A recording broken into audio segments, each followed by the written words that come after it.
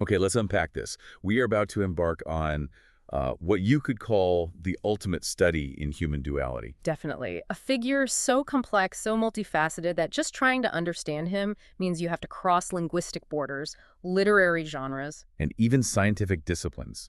We are diving deep into the life and mind of Vladimir Nabokov. A name that's, synonymous with these controversial, dazzling, almost architecturally perfect novels. But who is also, and this is the incredible part, simultaneously an internationally recognized scientist and a meticulous composer of all things complex chess problems. It's a spectacular convergence of intellect, and our sources today, they track a journey that's just defined by devastating upheaval, relentless exile, and at the end of the day, this incredible artistic triumph. So we're tracing that life, a life that moved from the gilded aristocratic world of Imperial Russia To the austere, precise academic halls of America, and then finally to that long, self-imposed Swiss exile. And the mission for you is to uncover the specific and often traumatic elements of this journey. The things that took a trilingual Russian noble and forged him into one of the 20th century's most essential. And I would argue most rigorous American authors. And the roots of this sophistication are, they're incredibly deep and privileged. Nabokov was born in St. Petersburg in 1899. Right. Into the kind of wealth and cultural prominence that, just completely vanished after the revolution. His family was nobility. His lineage even traced back to a 14th century Tatar prince, Nabokov Mirza. But it wasn't just old wealth, was it? No, not at all. His father, Vladimir Dmitrievich Nabokov, was a highly active, a really dedicated liberal lawyer and statesman. So this wasn't just an affluent background. No, it was an environment of intense, enlightened liberalism. His father was a leading figure in the Constitutional Democratic Party. He wrote extensively on criminal law. He really embodied the intellectual freedom that became, I think, Nabokov's core value. And that environment established his, truly cosmopolitan childhood. They made sure he was trilingual. Russian, English, and French from a very, very early age. And here is the linguistic twist, though. Yeah. And frankly, it is astonishing. For a writer we often just categorize as Russian-American. No, what? Nabokov himself recalled that he could read and write in English, not just speak it, Okay. before he could do so in Russian. Wow. Before Russian. His first experience of intense literary absorption was listening to his mother read him an English book, Misunderstood. So that early connection to English, this sort of secondary adopted tongue, it actually became his primary language of literacy. That is the key. I think it unlocks the whole mystery of his later success as an English language stylist. It absolutely sets the stage. It explains his later status as an exophonic writer, someone who chooses to write so successfully in a language that isn't their native one. He always described his childhood as perfect and cosmopolitan. Yeah, a world just brimming with these vivid sensory details, the light on the estate, the sound of the languages, things he would later spend decades mining in his great memoir, Speak, Memory. That almost painful ability to recall the past with such microscopic, crystalline detail. That became the entire foundation of his literary output, especially because, as we know, that world was about to be violently shattered. And that shattering moment, it was imminent. Yeah. It arrived definitively with the October Revolution in 1917, but just before that, in 1916. Right. At the tender age of 16, Nabokov inherited a major estate, Rajdestvino, from his maternal uncle, Vasily Ivanovich Rukavishnikov. Who he called Uncle Ruka in his writings. Exactly. And the timing of that inheritance is it's cruelly ironic. He owned the Rajdestvino estate for precisely 1 year. 1 year. Before the Bolshevik Revolution seized it and redistributed the land. It's the defining symbol of his life, isn't it? The only house he ever formally owned was lost before he was even an adult. That loss of property, that violent break from the physical landscape of his memory.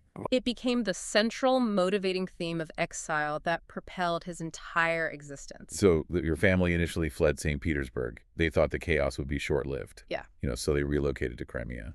But when the anti-Bolshevik White Army was decisively defeated in early 1919, that illusion was just shattered. And they were forced into a permanent, heartbreaking exile in Western Europe. It was the definitive, non-negotiable break from his ancestral culture, his language, his entire social status. His formal education continued in England, though. He gained admittance to Trinity College, Cambridge. And it's interesting that he initially studied zoology. Right. Again, it points to that deep-seated scientific interest. Only later did he pivot to Slavic and Romance languages, getting his BA in 1922. So you can see the literary and the scientific vocations just existing side by side even back then. Exactly. And this time in Cambridge, it proved crucial for defining his artistic path. One biographical source notes that it was specifically during his time alone with English and Irish classics like Ulysses, King Lear, that he made the firm decision to become a Russian writer. It wasn't about the emigre community. It was the solitude and the weight of established literature that convinced him. So the Western intellectual environment confirmed his artistic calling. But his literary identity was forged in a far more painful place shortly after. In the Russian emigre center of Berlin, Nabokov moved there in 1920. And his father quickly established Rule, which was the major Russian emigre newspaper. And this is where one of the foundational traumas of his life occurred. In March 1922, during a political meeting, two Russian monarchists attacked the liberal politician Pavel Milyukov. And what happened next was just the ultimate act of paternal sacrifice. Vladimir Dmitrovich Nabokov, his father, stepped in to shield the political target Milyukov from the gunfire. And he was shot and killed instantly. The sheer, violent, unceremonious suddenness of that assassination, it's something that Nabokov spent his entire literary career trying to process. To integrate into his work, yeah. It wasn't just a political murder. It was this deeply personal, senseless tragedy that ripped the family apart. And it became a haunting motif in his fiction. Oh, absolutely. When you read Pale Fire, for example, there's a strong interpretation that the assassin, he's supposed to be this lunatic who meant to kill a fugitive European monarch. But he kills the innocent American poet John Shade instead. Exactly. The fictional parallel of political violence claiming the life of an innocent, non-political artistic figure, it's a direct echo of his father's murder. And that tragedy cast a very long shadow. His mother and sister eventually moved to Prague, but Nabokov stayed in Berlin for 15 intense, productive, but really difficult years. He became recognized in that self-sufficient, almost hermetically sealed Russian emigre community.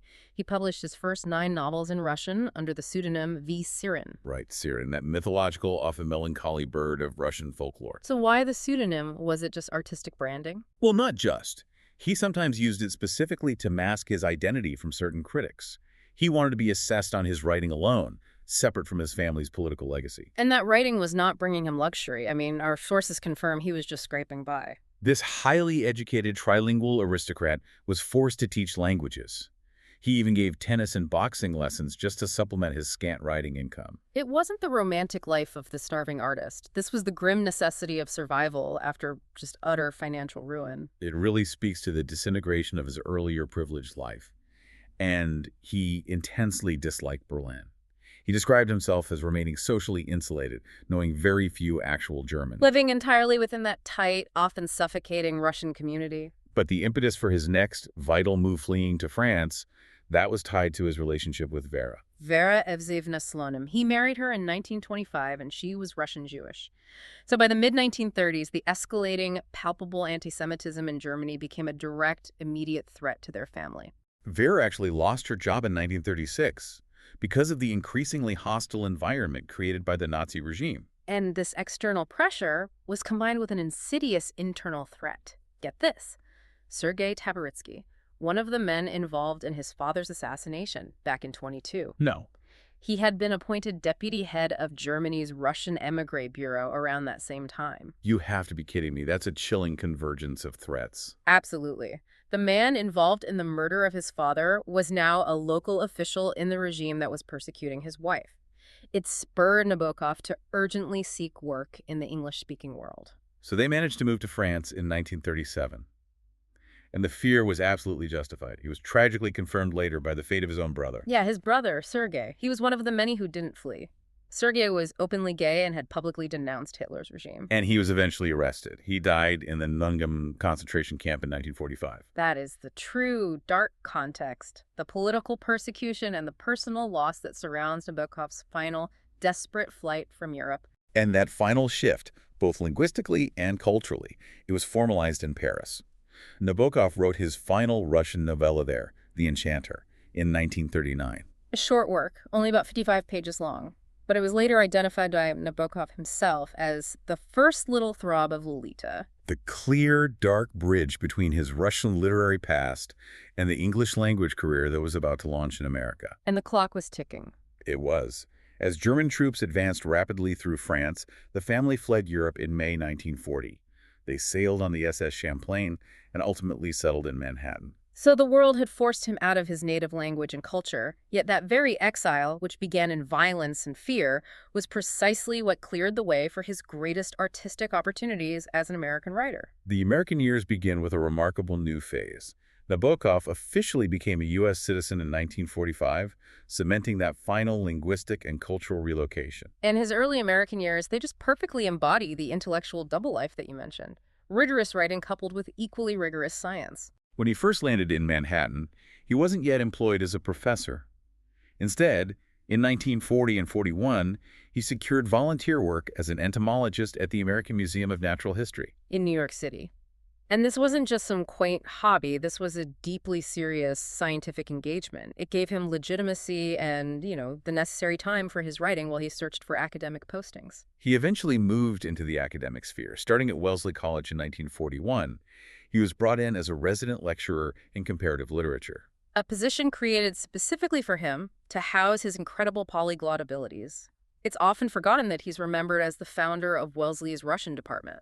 But what is truly remarkable is the sheer geographical and intellectual juggling act he performed. What do you mean? While teaching literature at Wellesley from 1941 to 48, he simultaneously served as the de facto curator of lepidoptery, the study of butterflies, at Harvard University's Museum of Comparative Zoology. Wait, at the same time? At the same time, you have a man maintaining two distinct, demanding careers in two distinct fields at two prestigious nearby institutions all at once. That suggests a mind that just refused to be singular. That dual devotion continued when he transitioned to Cornell University, teaching Russian and European literature from 1948 to 59.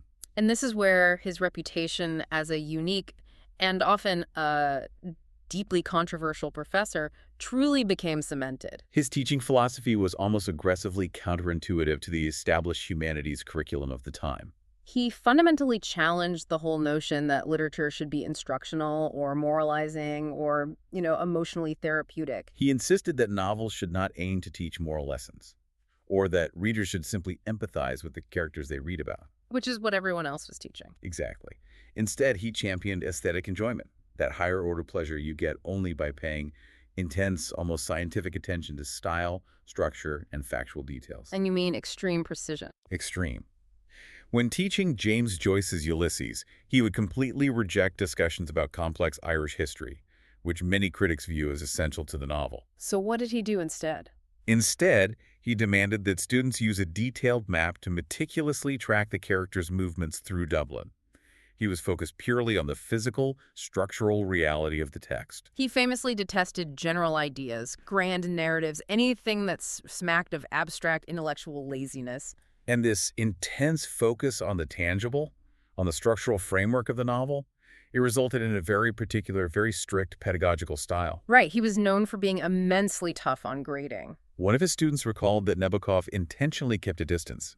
He would often call students not by their names, but by their seat numbers. Wow, it reinforced the idea that they were there to serve the text, not the other way around. Yet that detached precision, it profoundly influenced a generation of thinkers and writers.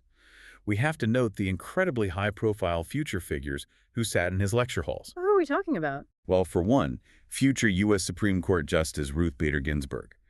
She later explicitly cited Nabokov as a major, formative influence on her ability to write clearly and analytically. That makes so much sense. And, of course, the young novelist Thomas Pynchon also attended his lectures. Pynchon's famously dense and structurally complex debut novel, V, is often noted by critics for echoing the stylistic and structural tricks found in Nabokov's earlier English novels. So it makes you wonder how that mandate, to reject generalization and focus on structure, influenced both a jurist dedicated to legal detail and a novelist dedicated to postmodern complexity. The Cornell years, particularly the summer breaks, were also the period when the core of his most famous novel was created. Lolita. Nabokov wrote large chunks of Lolita while traveling on his annual butterfly collecting trips throughout the western U.S. every summer. So there's an incredible irony there. This most controversial work of forbidden desire was composed amidst the most innocent and precise of scientific pursuits, often in the quiet isolation of motel rooms. And this brings us to the absolutely indispensable role of Vera. Given that Nabokov never learned to drive, he relied entirely on her. To transport him, their scientific equipment and his writing notes across thousands of miles. The sources paint a portrait of a total, seamless partnership that goes far beyond the traditional spouse role. Oh, way beyond. One source gives a perfect summary of her function. It details how Vera served as secretary, typist, editor, proofreader, translator, and bibliographer, his agent, business manager, legal counsel, and chauffeur, his research assistant, teaching assistant, and professorial understudy. She was effectively his entire organizational structure. And she was more than just his support system. She was the literal physical gatekeeper of his art. What do you mean by that? We have this extraordinary, crucial account that when Nabokov, overwhelmed by the controversial subject matter and frustrated with the draft of Lolita, he attempted to burn the unfinished pages in the backyard incinerator, and Vera physically stopped him. She saved it from the fire. She saved it. Imagine that moment. The frustration, the overwhelming desire to destroy a work that felt too dark or too difficult. And Vera, the quiet anchor, physically interceding to save the manuscript. That's not just editing, that is the physical preservation of a masterpiece. A masterpiece that would ultimately secure their financial freedom and global artistic recognition.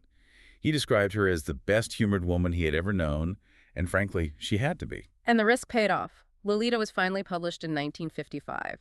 It achieved both international acclaim and, instant notoriety. Sparking censorship battles and moral panic across the globe. But despite the controversy, by 1998, it ranked 4th on the Modern Library's list of the 100 best 20th century novels. It's placed firmly among the great works of the era. And this American period also produced other major works like Plenin in 1957 and the fiendishly complex Pale Fire in 1962. So now we have to move from the biography to the craft itself. Right. Nabokov is celebrated not just for what he managed to write, but how he wrote it. He's universally considered one of the leading prose stylists of the 20th century. I think Time magazine put it best. They noted that he evolved a vivid English style which combines Joycean wordplay with a Proustian evocation of mood and setting. That comparison is highly instructive. The Joycean element, that's his masterful pun-laden linguistic gymnastics. The way he twists language, creates new words, uses sound and rhythm. And the Proustian element, that's his profound ability to evoke memory and atmosphere with microscopic sensory detail, often tied back to his lost Russian childhood. So this blend is the paradox of the trilingual master working in an adopted tongue. And this shift wasn't easy for him, even with his early English education. In 1941, he confessed his anxieties to his literary friend, the critic Edmund Wilson. What did he say?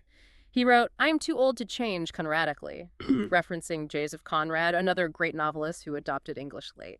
But within a few decades, Nabokov was asserting that he handled the other kind of English better than Conrad. He said that despite his occasional solecisms or grammatical errors, he could scale his verbal peaks. That is the confidence of a writer who knows he has transcended language itself. And that confidence was earned through an almost inhumanly methodical approach. We have to revisit his famous creative process. The index cards. The index cards. Nabokov famously wrote sections of text, sometimes even whole paragraphs, on hundreds of separate index cards. And this detail, which sounds like just a writer's quirk, is the ultimate link between his scientific and literary minds. How so? He would expand these isolated units, these index cards, into paragraphs and chapters, and then rearrange them to form the final, intricately structured narratives of his novels. It's a modular approach. Exactly. It's not just a writing trick. It's a profound reflection of his systematic taxonomic mind. In science, taxonomy requires the isolation, dissection, and methodical reassembly of minute data points, a butterfly wing, a piece of genitalia, a spot pattern, to create a larger, cohesive classification. And in his fiction, he was doing the exact same thing, isolating words, sentences, and thematic modules, and then reassembling them into a complex, perfectly structured narrative. This desire for absolute control, it also extended to his self-translation work. He translated many of his own early Russian works into English, often with his son Dmitri. But he also undertook the monumental task of translating 2 major English works back into Russian. His memoir, Speak, Memory, and of course, Lolita. The rationale for translating Lolita himself speaks volumes about his artistic priorities.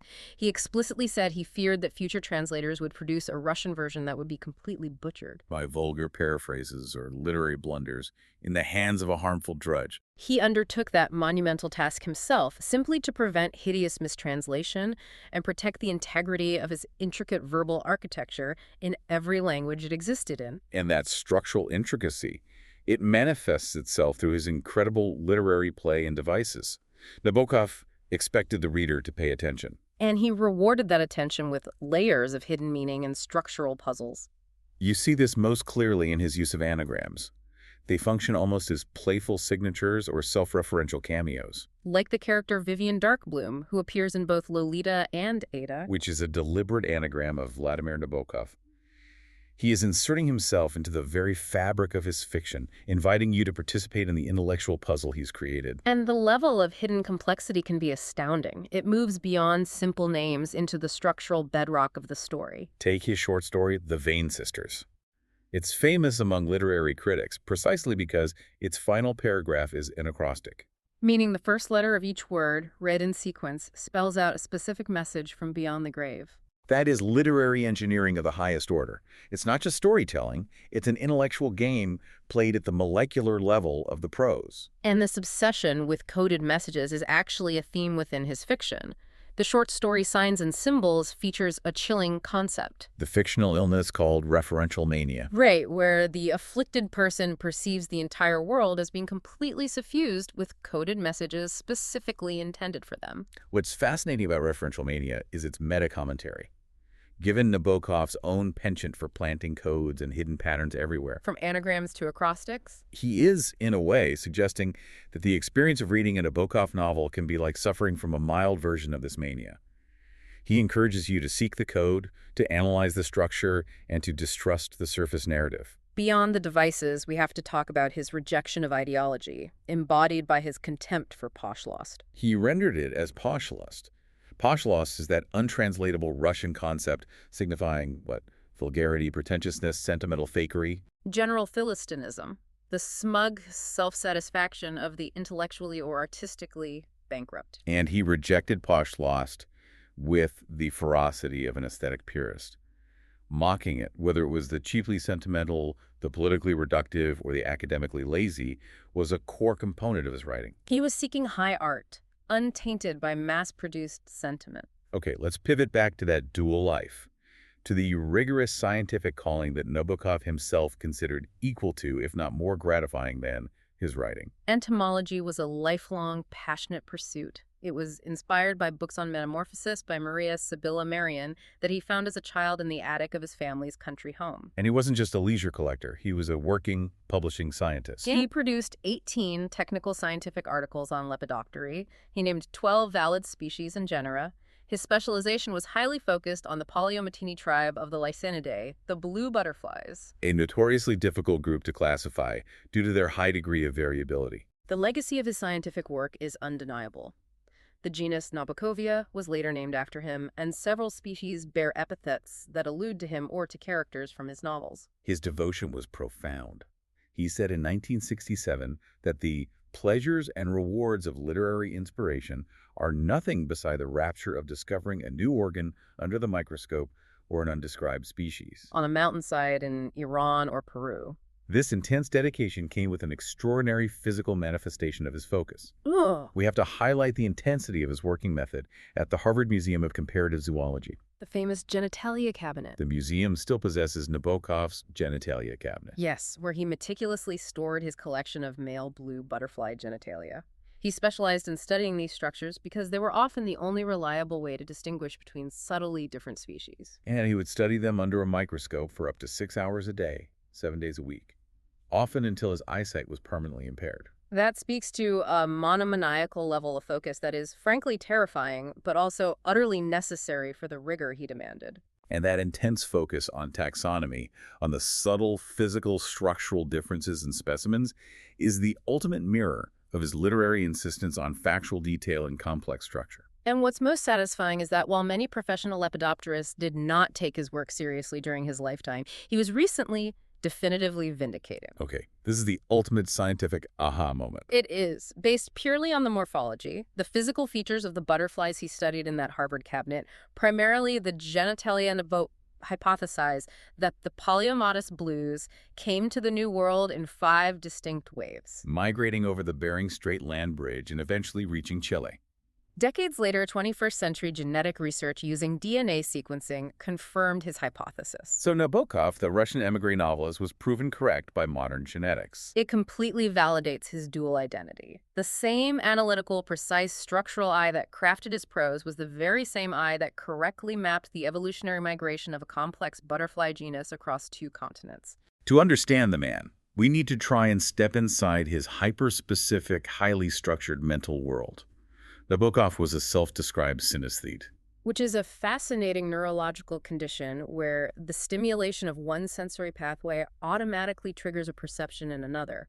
For him, this meant seeing letters as specific colors. He was a visual and conceptual synesthete from a very young age. He equated the number 5, for instance, with the color red. He called it colored hearing. He emphasized that the sensation came from the act of orally forming the letter while imagining its outline, making it a very physical experience. And his examples were incredibly specific. They show the complexity of his sensory experience. The long A of the English alphabet had the tint of weathered wood. But the French A was polished ebony. The hard G was vulcanized rubber, R was like a sooty rag being ripped, and the letter X appeared as a steely blue. It's a completely customized alphabet. And what's even more fascinating, almost like a controlled genetic experiment, is that his wife, Vera, also exhibited synesthesia. So she associated colors with letters, too. She did. And their son, Dmitri, shared the trait. But the colors he associated with some letters were sometimes blends of his parents' hues. As Nabokov phrased it, it was as if genes were painting in aquarelle. It's a wonderful biological detail. This hyper-specific, intensely structured sensory world where every letter had a unique tint and texture, it must have been exhausting. Maybe that's connected to his parallel internal struggle. He was a notorious lifelong insomniac. He called sleep a moronic fraternity, mental torture, and a nightly betrayal of reason, humanity, genius. His insomnia, which was a significant feature of his life and writing, forced him to try and analyze it with the same scientific detachment he applied to butterflies. Right, he wrote a compilation of his dream diary entries called Insomniac Dreams, Experiments with Time. He was trying to turn his affliction, his inability to switch off, into another subject of artistic and intellectual inquiry. Another area where this intellectual control manifested itself as pure abstract art was in his composing of chess problems. He spent considerable time during his exile crafting these fiendishly complex puzzles, publishing them in Russian émigré journals, and later in his collection, Poems and Problems. And he connected the intellectual rigor of chess composition directly to the writing process. He viewed it as a high art form. He described the process as requiring originality, invention, conciseness, harmony, complexity, and splendid insincerity, qualities he prized in all artistic creation. He noted that the mental strain of composing a difficult problem was formidable. It caused the element of time to actually drop out of his consciousness, suggesting a deep, almost meditative form of focus. When we turn to his political life, you see a commitment shaped entirely by the trauma of his youth and his father's legacy. He followed his father's classical liberal tradition and was a self-proclaimed white Russian. He was fiercely opposed to all forms of centralized oppression, Tsarist autocracy, communism, and fascism. His deep opposition to totalitarianism was highly personal. His family had a long and proud tradition of defending Jewish rights in Russia, a tradition he maintained by fiercely denouncing anti-Semitism in his works. It's important to remember he was only able to escape Hitler's Germany with the crucial assistance of Russian Jewish émigrés who honored his family's legacy. He maintained a visceral, lifelong contempt for the Soviet Union. He famously said in 1969 that he would never revisit the country because, in his view, there's nothing to look at. His American political stances, however, they revealed a complex and sometimes contradictory picture to contemporary observers. He was utterly appalled by racism against African Americans. He even touted Pushkin's multiracial background as an argument against segregation. But he also supported the controversial Vietnam War effort and voiced admiration for Presidents Lyndon B. Johnson and Richard Nixon. That combination puzzles many, but if you filter it through his lens of classical liberalism, you start to see the unifying theory. He hated any movement that he perceived as undermining democratic structure or curtailing individual artistic freedom. He expressed profound contempt for the New Left movements and protesters of the 1960s, dismissing them as conformists and goofy hoodlums. So his loyalty seemed fixed on classical democratic principles, viewing the protesters as just another form of ideological totalism which he despised. We also have to address the complexity of his views on women writers. This is one area where the contradictions within the man are just stark. He admitted early on to a deep prejudice against them. He wrote to Edmund Wilson that they were in another class. But that view wasn't static. He later changed his mind on Jane Austen after a careful rereading of Mansfield Park and subsequently taught it in his literature course. He also praised the American novelist Mary McCarthy and called the Russian poet Marina Tsvetaeva a poet of genius in his memoir. Yet paradoxically, despite Vera being his indispensable translator, editor, and secretary, he stated publicly that his ideal translator would be male, specifically not a Russian-born female. So the professional praise and the public preference for a male collaborator exist in this profound, difficult tension. And finally, we cannot conduct this deep dive without addressing the long-standing controversy surrounding his most famous work, Lolita. A book that has been discussed and debated since its first publication. The initial controversy began with the novel's publication, where some critics immediately denounced it as sheer, unrestrained pornography. But the most direct accusation of personal compulsion came much later, in 1990, from the psychiatrist Brandon Centerwall. He argued that Nabokov was a closet pedophile and that his decades-long focus on this dark theme was a reflection of personal compulsion, not detached artistic interest. Centerwall used details like Nabokov's invention of the term nymphet, the doubled, self-referential structure of the name Humbert mirroring Vladimir Vladimirovich. And critically, an unsettling biographical detail concerning his uncle, Vasily Rukavishnikov, or Uncle Ruka, the one from whom he inherited the estate. That detail, documented in biographies, states that the estate staff nicknamed his uncle Ruka, which means hand in Russian, because he was known for fondling young peasant children. The detail is undeniably unsettling, and biographers have confirmed that Uncle Ruka did engage in inappropriate physical contact with the young Vladimir. It is absolutely crucial for us to present the scholarly consensus alongside these details. Please do. Despite the unsettling biographical connection and the dark subject matter of the novel, the consensus in Nabokov's studies remains consistent. His personal conduct was and remains unimpeachable. So most academics view his literary exploration of pedophilia not as an autobiographical confession, but as an exercise in artistic empathy for victims of abuse. And fundamentally, as a detached, necessary exploration of a forbidden high-risk theme. For Nabokov, the exploration of darkness or violence or forbidden themes was purely an aesthetic endeavor divorced from morality. Following the huge financial success of Lolita, which finally allowed him to be financially independent of his academic career, he made his final journey of exile, returning to Europe in 1961. He and Vera settled into the Montreux Palace Hotel in Switzerland, and he remained there, writing, composing chess problems, and taking extensive trips into the Alps, Corsica, and Sicily to hunt butterflies until his death in 1977 from bronchitis. He was working on a final, fragmented novel at the time of his death, titled The Original of Laura. And we close his story with one final contradiction. Nabokov had explicitly requested that the incomplete manuscript be burned. But his wife and son, Vera and Dmitri, ignored that request, and it was eventually published posthumously in 2009. Even in death, his desire for artistic control was debated and ultimately circumvented by the very people who had preserved his masterpiece decades earlier. What an incredible deep dive into structure and contradiction. If we summarize Nabokov, you see a master of profound contrasts. The sophisticated European academic who became a pillar of American literature. The emotional chronicler of exile who publicly disdained emotion in art. And the high art literary stylist who, at his very core, was a rigorous, detailed scientific taxonomist. The synthesis of his talents is breathtaking. His influence is felt deeply by modern writers like Thomas Pynchon and John Updike, and even in the judicial clarity demanded by figures like Ruth Bader Ginsburg. And beyond his novels, his translation and intricate commentary on Pushkin's Eugene Onegin, specifically the detailed notes on prosody, cemented his status as an unparalleled literary critic. He showed the world that profound literary beauty could be found in meticulous structure and linguistic play, not in moralizing or sentimentality. He fundamentally argued that the highest aesthetic pleasure comes from paying great, close attention to style, rejecting the popular idea that literature must teach or provide easy empathy. And that insistence that intellectual and artistic separation of art from required morality or social instruction leads us to our final provocative question for you to consider. Given the complexity of his personal life, his sometimes contradictory politics, and the darkness of themes like those in Lolita, does Nabokov's insistence on divorcing art from morality ultimately demand an even closer, more difficult moral scrutiny from the reader? Or is the profound structured beauty he achieved in his prose truly the only measure that matters in the end?